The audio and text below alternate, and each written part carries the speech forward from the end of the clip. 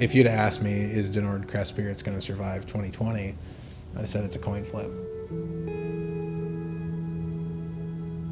Obviously, COVID was hard on micro distilleries, it was hard on everyone and continues to be. But we also had just gone through the death of George Floyd. We'd gone through a fire in our distillery, following the unrest after the death of George Floyd. Half of our stuff had been set on fire. The rest of it was under 30,000 gallons of water from a sprinkler system. We had COVID had taken away all of our accounts. We didn't have a cocktail room anymore. It was pretty bleak. We're not here today but for the Nearest and Jack Advancement Initiative. We were in a pretty dark place. And for me, this is like one of my kids, right? It's like a baby. And I had to watch that baby burn. And I didn't think that we were gonna survive. Now we're looking at growing. And we've only been able to do that because we've had some good friends. So I just want to say thank you. There's a lot to say about Chris Montana. He is an amazing human being. He was impacted by the unrest in Minneapolis, and we've been able to surround Denord with expertise, with support, with resources, and all it did was enable what was already there. What was there was a really strong brand with really quality products. We saw what happened at Denord, and this sparked a conversation about there's no diversity in the middle and on top. So what we knew is we needed to create something that was going to allow advancement in our industry and allow there to be leaders of color to inspire others to get involved.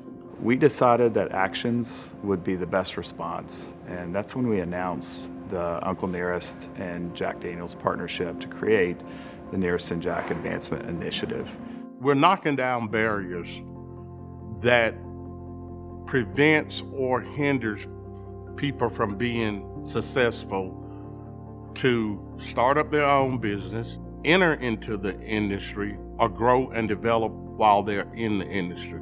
The Nearest and Jack Initiative is built on 3 pillars. The partnership with Motlow College to build a Nearest Green School of Distilling, getting people invested in this industry, interested in the industry, and giving them the skills to come into the industry. And you want to talk about a person that is passionate, an educator who really grasps it.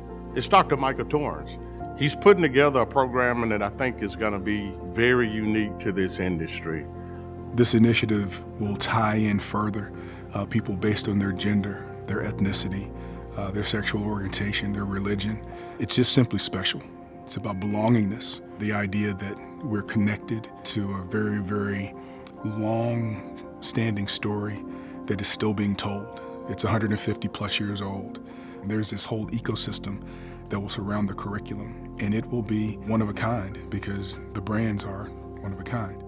Next is accelerating that pipeline. We have a leadership acceleration program, and that takes mid-career, early career professionals to accelerate their development to positions of high visibility.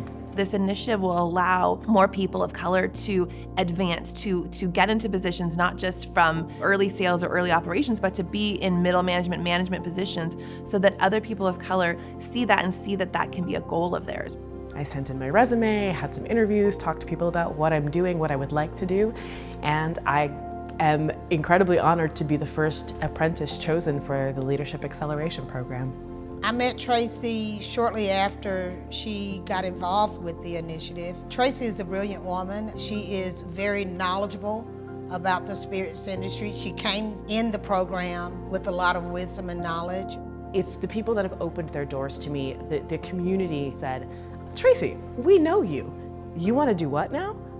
Come on. And from each person, I'm getting different nuggets, different stories, different techniques, different ways to think about the creation of whiskey. It is a beautiful initiative.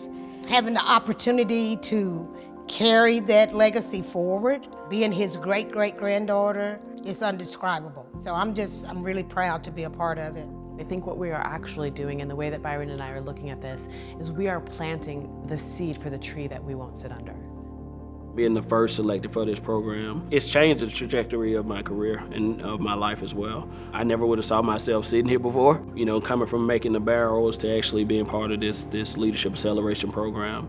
When we selected Byron as our first participant, I think we hit a home run. This program is to get more African Americans into the whiskey industry. And I can tell you, I have not seen that many African Americans, so this program is very near and dear to my heart. By providing education, we're going to open up and basically create more equity, and people are going to be able to apply for these jobs, and hopefully we're going to see a little bit of change within the whiskey industry. It'll be so much more colorful, it'll be so much more exciting, and I hope to be a catalyst for that. And then the final leg of the stool is business ownership.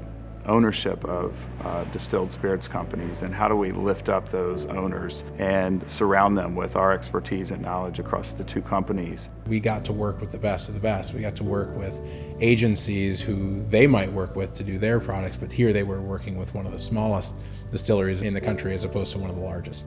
For too long, the industry has lagged behind in diversity and inclusion. Increasing the number of underrepresented communities in the ownership of spirits brands is really the basis of what we're doing, and it's all built on that foundation of Jack and Nearest. To be able to say, look at what happened in this little town of Lynchburg, Tennessee in the 1800s in the deep, deep South. These two men figured it out. Can we look at that as an example? And I think it's been a real inspiration for a lot of people to hear that story. It is just remarkable that a former slave and a young teenage entrepreneur could establish a bond like that in the late 1800s. You can look in some of the photos and you can see George sitting next to Jack, and he's sitting in the middle of the photo. You can go back in history and you look at a lot of photos in the 1700s, 1800s, you didn't see African Americans sitting next to someone of that stature, and Jack was someone of that stature back in the day. So Jack Daniel's was truly an ally. To really raise and honor the position that Nearest Green deserves as the first African American master distiller, we have to work together. We have a shared vision for the future, which is we want to diversify this industry. I'm honored to see a program come together that sole purpose is uniting us, bringing us together. Thank God I work for a company that has the courage to do that. And you talk about that relationship between Uncle Nearest and Jack. They had the courage to do it then. So, just Jack Daniels and Brown-Forman having the courage to do it now is awesome. And I'm proud to work for a company that's doing it.